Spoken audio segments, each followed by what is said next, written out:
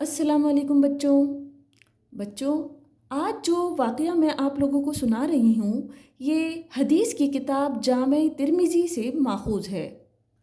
اور اس واقعے میں آپ کو بتاؤں گی کہ قیامت کے دن ریاکاری کی کیا سزا ہوتی ہے۔ بچوں، ایک صاحب شفیع اصحابیہ بیان کرتے ہیں کہ میں مدینہ منورہ میں داخل ہوا تو میں نے ایک صاحب کو دیکھا جن کے ارد گرد لوگ جمع تھے۔ میں نے پوچھا کہ یہ کون ہیں تو لوگوں نے مجھے بتایا کہ یہ حضرت ابو ہریرہ رضی اللہ تعالیٰ عنہ ہیں۔ یہ سن کر میں ان کے سامنے بیٹھ گیا۔ وہ لوگوں کو حدیث سنا رہے تھے۔ پھر جب لوگ چلے گئے اور وہ تنہا رہ گئے تو میں نے ان سے کہا کہ میں آپ سے درخواست کرتا ہوں کہ مجھے ٹھیک ٹھیک وہ حدیث بتائیے جو آپ نے رسول اللہ صلی اللہ علیہ وآلہ وسلم سے سنی ہو اور جسے آپ نے خوب اچھی طرح سمجھ لیا ہو اور جان لیا ہو۔ اس پر انہوں نے فرمایا کہ اچھا، میں ضرور تمہیں وہ حدیث بتاؤں گا جو رسول خدا صلی اللہ علیہ وآلہ وسلم نے مجھے بتائی تھی اور جسے میں نے خوب اچھی طرح سمجھ لیا ہے اور جان لیا۔ پھر قبل اس کے کہ وہ مجھے حدیث بتاتے انہوں نے زور سے چیخ ماری اور بے ہوش ہو گئے اور کچھ دیر اسی طرح رہے۔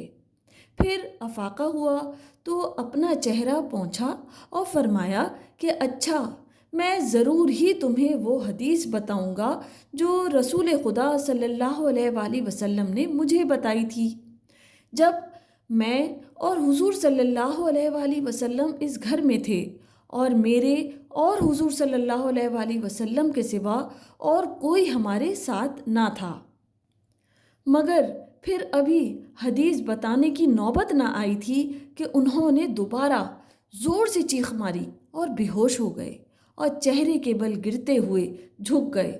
میں دیر تک انہیں سہارا دیے رہا، پھر ہوش میں آئے تو حدیث بیان کی جو حزب ذیل ہے۔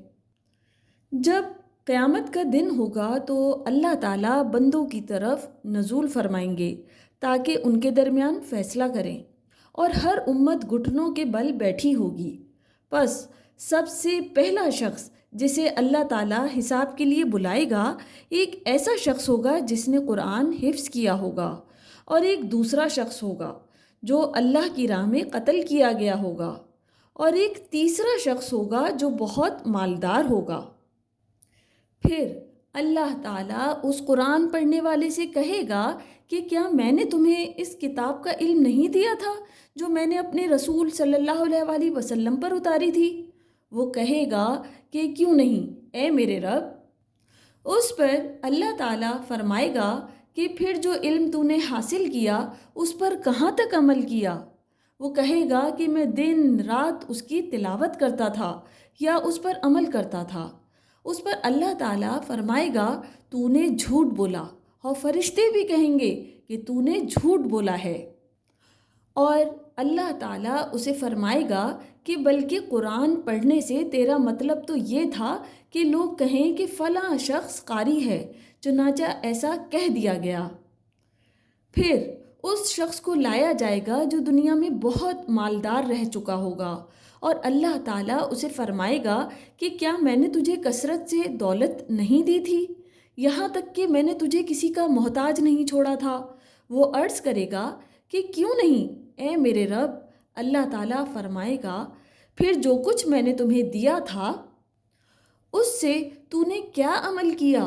وہ عرض کرے گا کہ میں رشتہ داروں سے حسن سلوک کرتا تھا اور خیرات کرتا تھا۔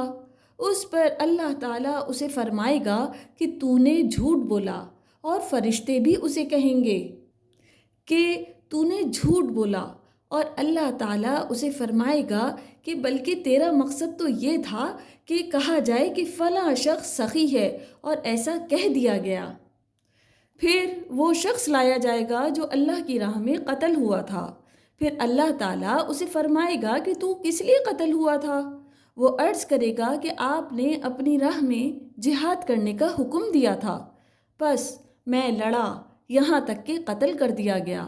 اللہ تعالیٰ اسے فرمائے گا کہ تو نے جھوٹ بولا اور فرشتے بھی اسے کہیں گے کہ تو نے جھوٹ بولا، اور اللہ تعالیٰ فرمائے گا کہ بلکہ تیرا مقصد تو یہ تھا کہ کہا جائے کہ فلاں بڑا بہادر ہے، بس ایسا کہہ دیا گیا۔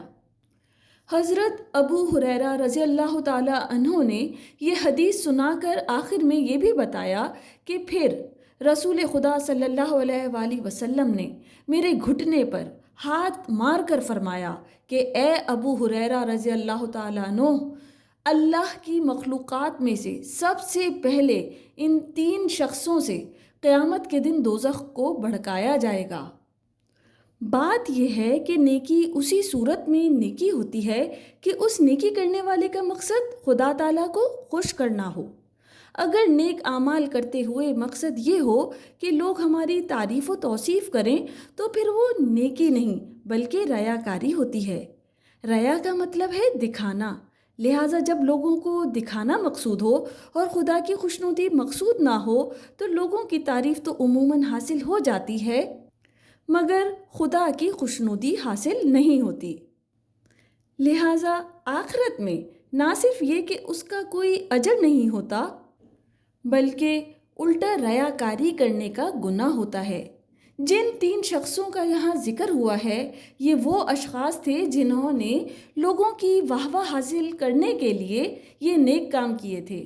اس لیے اگرچہ قرآن پڑھنا، خیرات کرنا اور جہاد میں حصہ لینا بڑے نیکی کے کام ہیں مگر جن لوگوں نے انہیں اس لیے کیا ہوگا کہ لوگ ہماری تعریف کریں وہ آخرت میں جزا کے بجائے سزا کے مستحق ہوں گے۔ شروع میں یہ بیان ہوا ہے کہ حضرت ابو ہریرہ رضی اللہ تعالیٰ عنہ بار بار بے ہوش ہو جاتے تھے، تو ان کے بے ہوش ہونے کی وجہ یہ تھی کہ جو حدیث وہ بیان کرنے لگے تھے اس کا ان کے دل پر اتنا اثر تھا کہ شدت تاثر سے وہ بار بار بے ہوش ہو جاتے تھے۔ بچوں، جو واقعہ میں نے آپ کو سنایا ہے یہ حدیث کی کتاب جامع ترمذی سے ماخوذ ہے۔ تو بچوں، میں سمجھ سکتی ہوں کہ اس واقعے کو سننے کے بعد آپ نے بہت اچھا سبق حاصل کیا ہوگا اور اپنی آئندہ زندگی میں ریاکاری سے بچنے کی بھرپور کوشش کریں گے۔ اچھی امیدوں کے ساتھ آپ سے اجازت چاہوں گی۔ میرے چینل کو لائک کرنا، شیئر کرنا اور سبسکرائب کرنا بالکل نہیں بھولیں۔ جزاک اللہ۔